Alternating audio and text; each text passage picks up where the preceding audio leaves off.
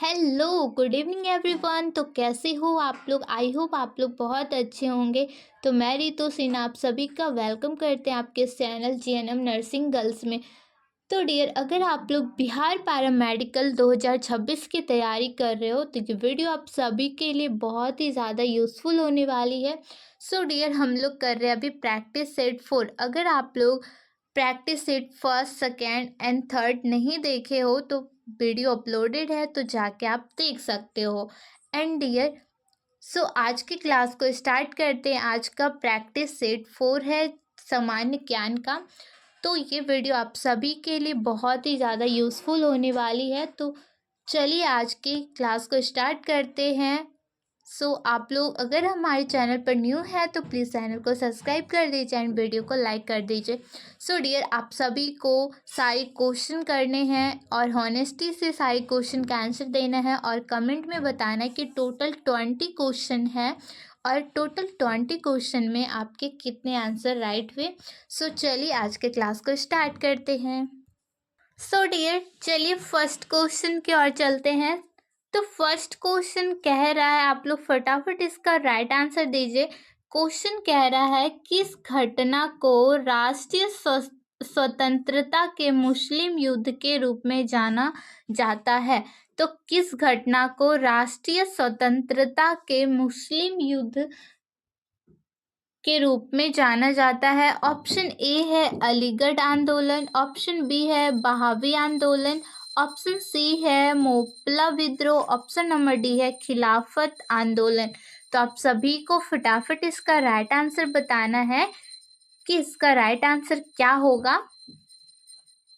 हाँ, तो फटाफट बताना है कि किस घटना को राष्ट्रीय स्वतंत्रता के मुस्लिम युद्ध के रूप में जाना जाता है। तो फटाफट इसका राइट आंसर आप लोग कमेंट में बताइए। Okay, very good. अगर आप लोग बता रहे हैं इसका right answer option number B, तो देन आप सभी का राइट है। तो बहावी आंदोलन, यस।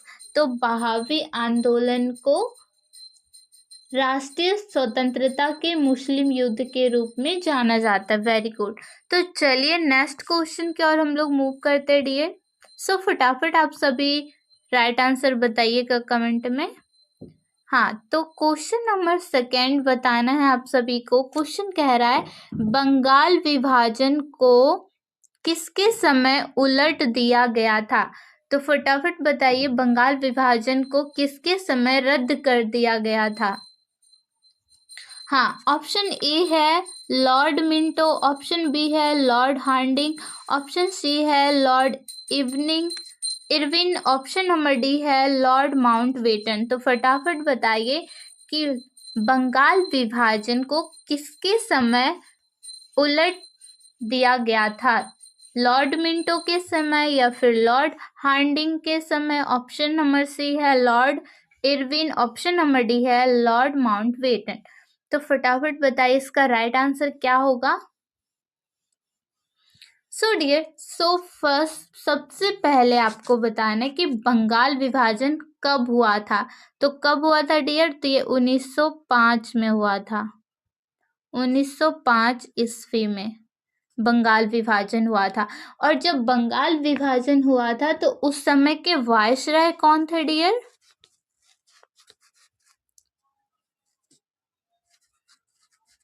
कौन थे वायसराय? हाँ, फटाफट बताइए जब बंगाल विभाजन हुआ था कब हुआ था? तो 1905 ईस्वी में। और उस समय के वायसराय कौन थे? तो Lord Curzon. Very good, Lord Curzon थे, है ना? Very good. अगर आप लोग बता रहे हो लॉर्ड कर्जन थे वायसराय उस समय के, तो वेरी गुड है। आप लोग नोट डाउन कर लीजिएगा। ओके, इसका राइट आंसर क्या होगा? बंगाल विभाजन को किसके समय उलट दिया गया था? Yes, very good. अगर आप लोग बता रहे इसका right answer option number B, Lord Harding के समय बंगाल विभाजन को रद्द कर दिया था 1911 में, है ना? 1911 में।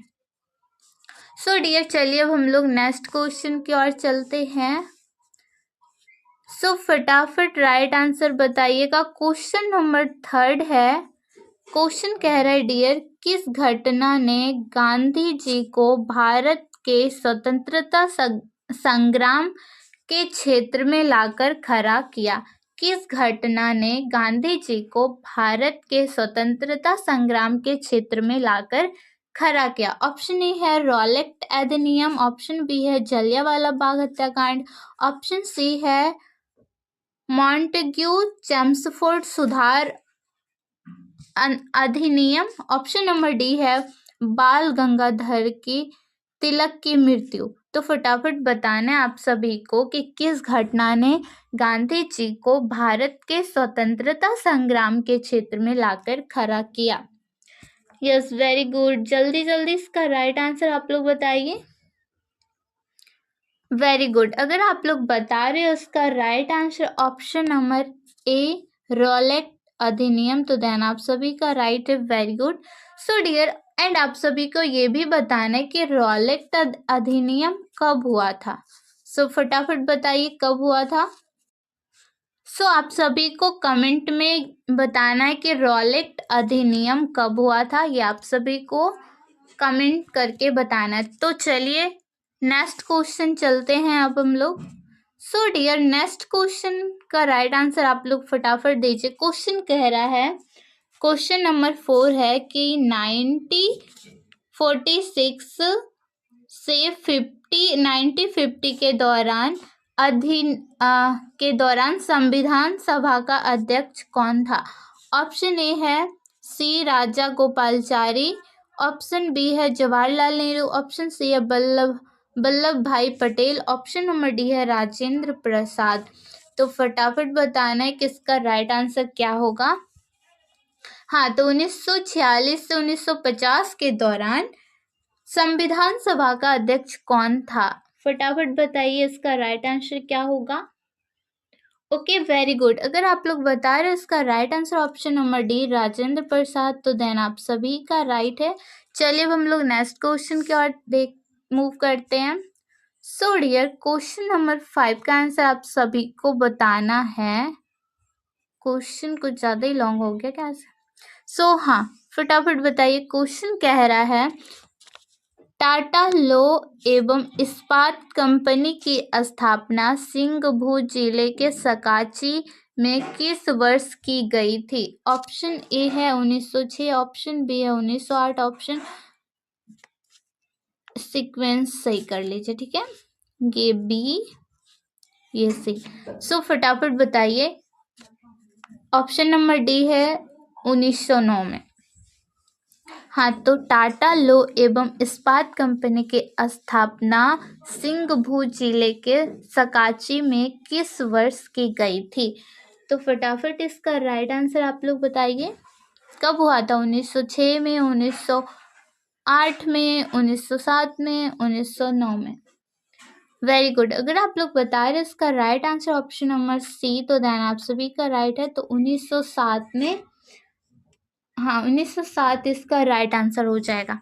सो चलिए डियर, नेक्स्ट क्वेश्चन चलते हैं अब हम लोग। Next question. So dear, question number 6 आप सभी को बताना है। क्वेश्चन कह रहा है भगवान बुद्ध ने ज्ञान प्राप्त करने के लिए लंबे वर्षों तक तपस्या और साधना में व्यतीत किया था। तो आप सभी को बताना है कि महात्मा बुद्ध ने ज्ञान प्राप्त करने के लिए लंबे वर्षों तक तपस्या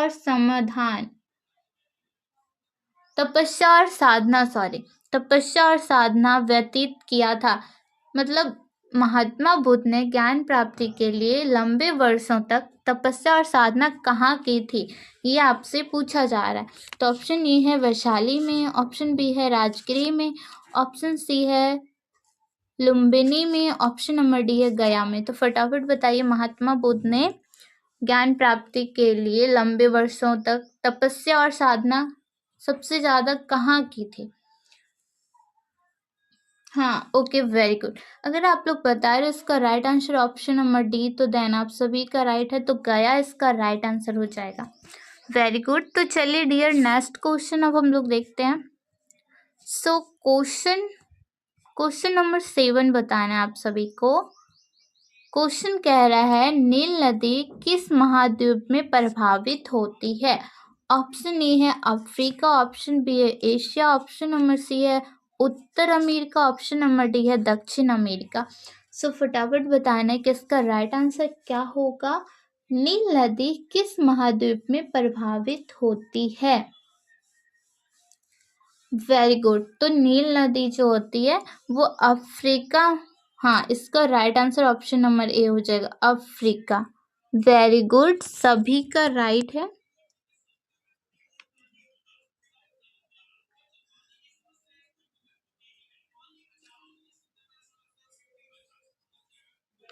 ओके वेरी गुड, तो सभी का राइट है। अगर आप लोग बता रहे हो इसका right answer option number A नील नदी।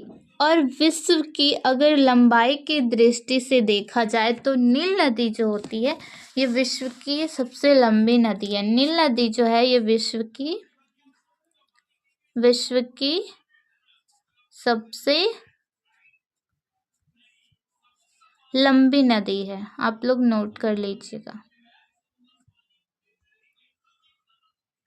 Very good. सो क्वेश्चन क्या था डियर कि नील नदी किस महाद्वीप में प्रभावित होती है। तो ये अफ्रीका जो है इसका right answer option number A हो जाएगा। एक मिनट, इसका राइट आंसर हाँ अफ्रीका अगर आप लोग लगाए तो देन राइट है सभी का। चलिए अब हम लोग नेक्स्ट क्वेश्चन देखते हैं डियर।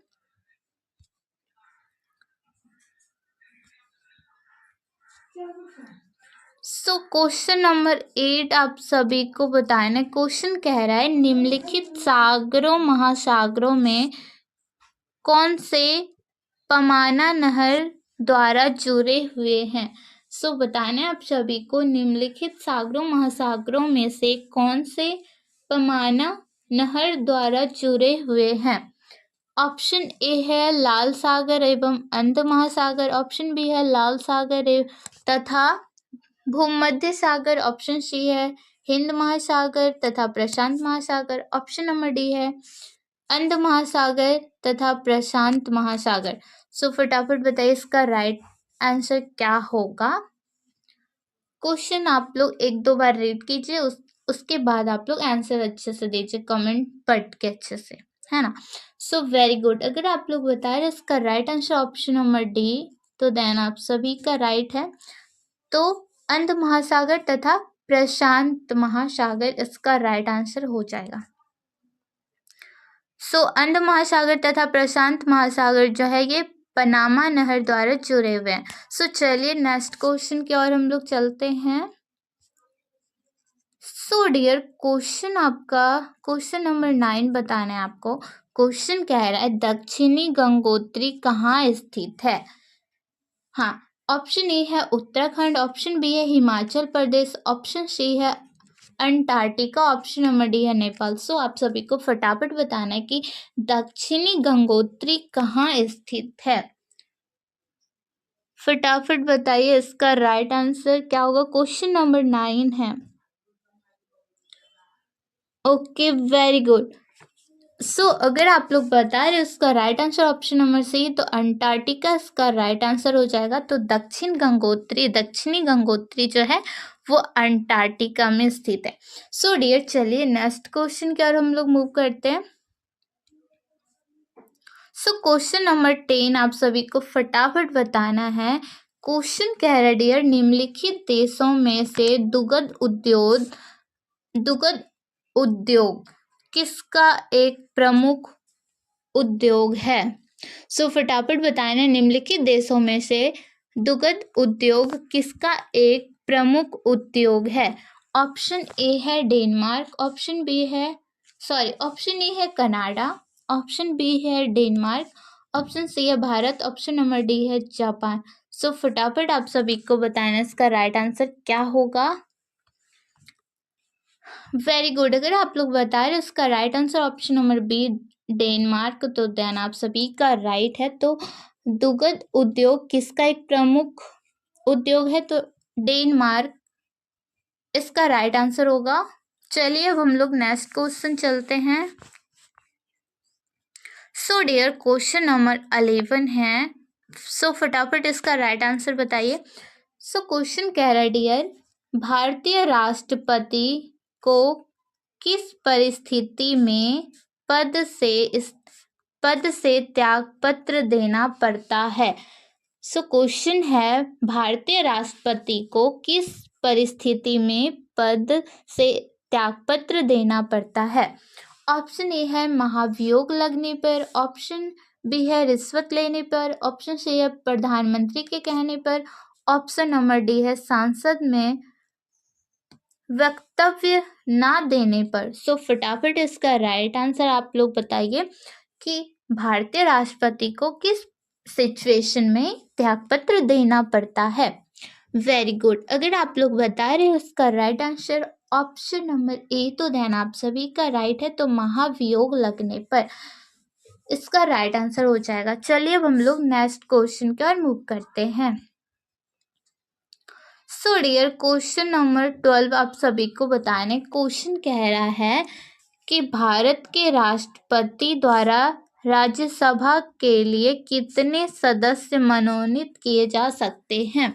सो ऑप्शन ए है 10, ऑप्शन सीक्वेंस देख लीजिएगा, sorry, B C, okay, and कितना होना चाहिए। भारत के राष्ट्रपति द्वारा राज्यसभा के लिए कितने सदस्य मनोनीत किए जा सकते हैं। 10, 15, 12, 25। तो फटाफट बताइए क्या हो जाएगा इसका राइट आंसर। डियर आप लोग सीक्वेंस सही कर लीजिएगा। बी में 15 हो जाएगा एंड सी में 12।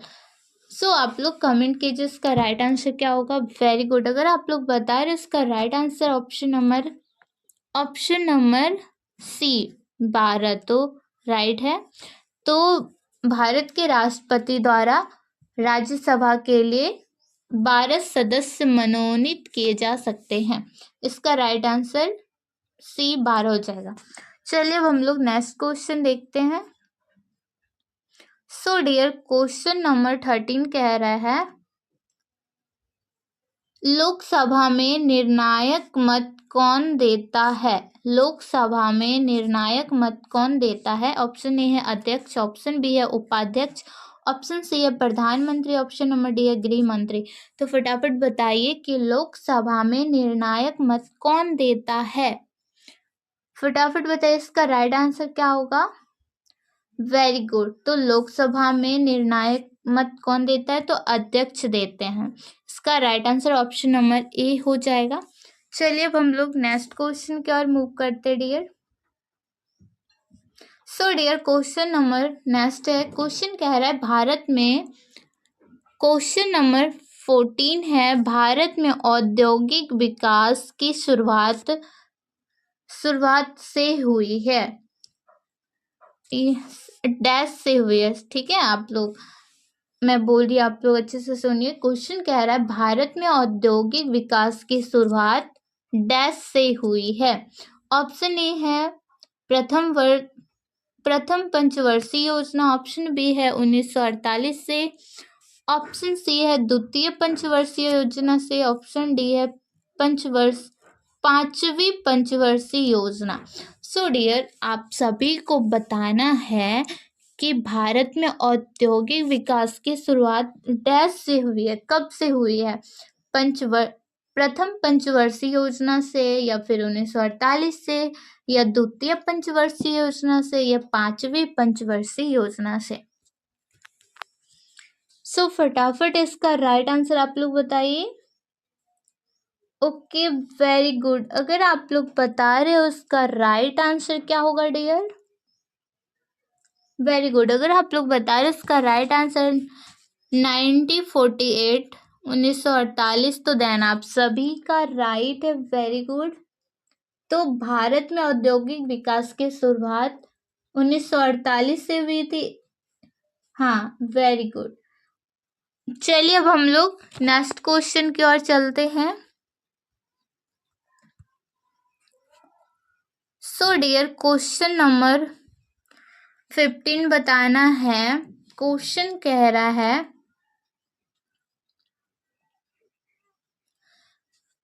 किसी विकासशील देश में आर्थिक विकास से संबंधित है। किसी विकासशील देश में आर्थिक विकास से संबंधित है। ऑप्शन ए है मात्रात्मक बदलावों, ऑप्शन बी है गुणात्मक बदलाव, ऑप्शन सी है मात्रात्मक एवं गुणात्मक बदलाव दोनों, ऑप्शन नंबर डी है रूपांतर प्रक्रिया। फटाफट बताइए किसी विकासशील देश में आर्थिक विकास से संबंधित है। Very good. अगर आप लोग बता रहे हैं इसका right answer option number C मात्रात्मक एवं गुणात्मक बदलाव दोनों होंगे, है ना। Right answer option number C. चलिए नेक्स्ट क्वेश्चन अब हम लोग देखते हैं। डियर क्वेश्चन नंबर नेक्स्ट आप सभी को फटाफट बताना है। क्वेश्चन कह रहा है भारतीय अर्थतंत्र में वैश्वीकरण एवं निजीकरण की शुरुआत डैश से हुई। फटाफट बताइए भारत अर्थतंत्र में वैश्वीकरण एवं निजीकरण की शुरुआत डैश से हुई थी। ऑप्शन ए है 1990, ऑप्शन बी है 1995, ऑप्शन सी है 1992, ऑप्शन नंबर डी है 1980। फटाफट बताइए इसका राइट आंसर क्या होगा। Very good. अगर आप लोग बता रहे इसका right answer option number C, तो देन आप सभी का राइट है। तो 1992 में। राइट आंसर सी है। चलिए नेक्स्ट क्वेश्चन अब हम लोग देखते हैं। डियर क्वेश्चन नंबर नेक्स्ट है कि भारत में योजना बनाने की नीति अपनाई गई थी। हाँ, तो फटाफट बताइए भारत में योजना बनाने की नीति अपनाई गई थी।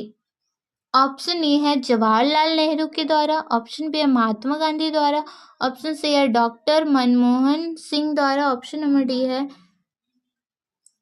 नंबर डी है क्या प्रोफेसर महालनोबिस द्वारा।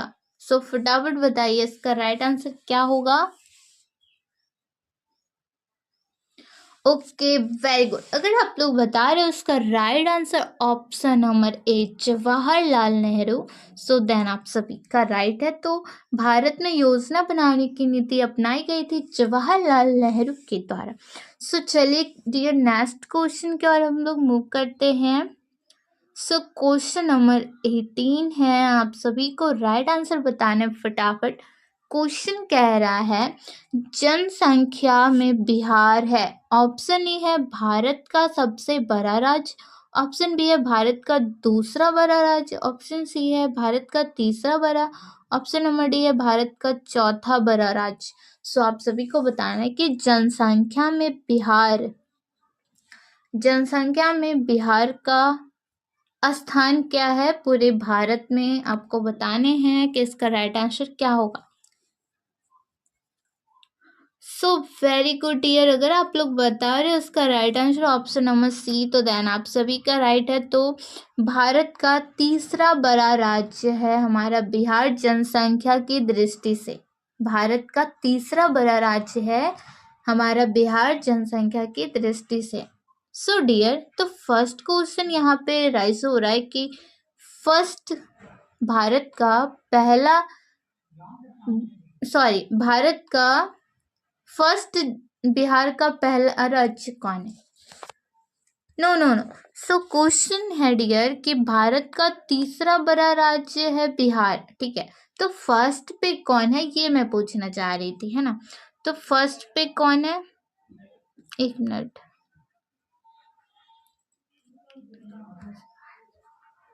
डियर फर्स्ट पे कौन है आप सभी को बताना है। इसका राइट आंसर है सी, भारत का तीसरा बड़ा राज्य है हमारा बिहार। फर्स्ट पे कौन है ये मैं पूछ रही थी। हाँ, तो फर्स्ट पे हमारा यूपी है, उत्तर प्रदेश, और सेकंड पे महाराष्ट्र। ओके, जनसंख्या में बिहार जो है भारत का तीसरा बड़ा राज्य है। अगर फर्स्ट की बात करें तो हमारा यूपी जो है भारत का जनसंख्या की दृष्टि से सबसे बड़ा फर्स्ट जगह पे यूपी आता है, फिर सेकेंड स्टेज पे सेकेंड महाराष्ट्र आता है और थर्ड पे हमारा बिहार है। भारत में जनसंख्या की दृष्टि से बड़ा राज्य, तीसरा बड़ा राज्य हमारा बिहार है। फर्स्ट यूपी और सेकेंड की बात करें तो वो महाराष्ट्र है और थर्ड हमारा बिहार है। सो डियर, चलिए अब हम लोग नेक्स्ट क्वेश्चन की ओर चलते हैं। सो क्वेश्चन नंबर नेक्स्ट आप सभी को बताना है। क्वेश्चन नंबर 19 इसका राइट आंसर आप सभी को बताना है। क्वेश्चन कह रहा है वनांचल राज्य डैश है। ऑप्शन ए है उत्तर पूर्व में एक नया राज्य, ऑप्शन बी है उत्तर पूर्व में एक नया जिला, ऑप्शन सी है झारखंड का एक नया नाम, ऑप्शन नंबर डी है उत्तरांचल का एक नया नाम। तो फटाफट बताना इसका राइट आंसर क्या होगा। सो डियर, क्वेश्चन कह रहा है कि वनांचल राज्य है। सो आप सभी को बताना है इसका राइट आंसर क्या होगा। हाँ, मतलब वनों। सो फटाफट बताइए इसका राइट आंसर क्या होगा।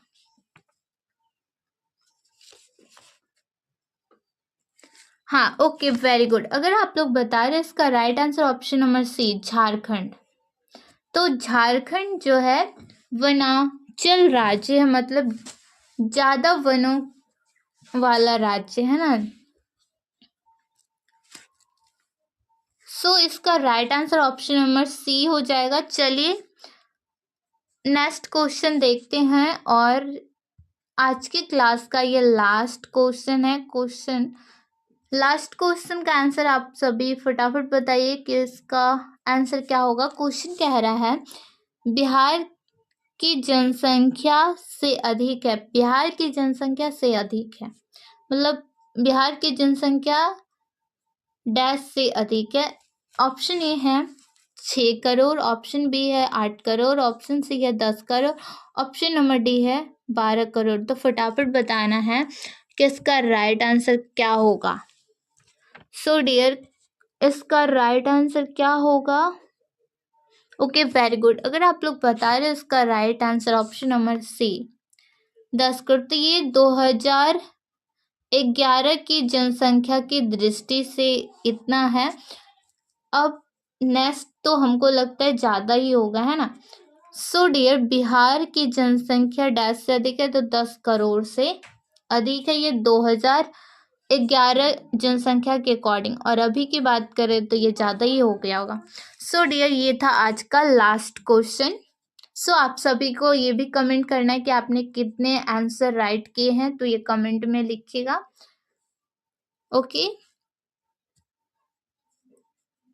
तो डियर आज के लिए बस इतना ही। तो मिलते हैं नेक्स्ट वीडियो में, तब तक के लिए bye bye and take care. And dear आप सभी को कमेंट करना है एंड फीडबैक देना है कि आप सभी को क्लास कैसा लगा, और कमेंट ये करना है कि टोटल 20 क्वेश्चन में आपने कितनी आंसर दिए हो। फटाफट कमेंट कर दीजिए। तो तब तक के लिए bye bye and take care.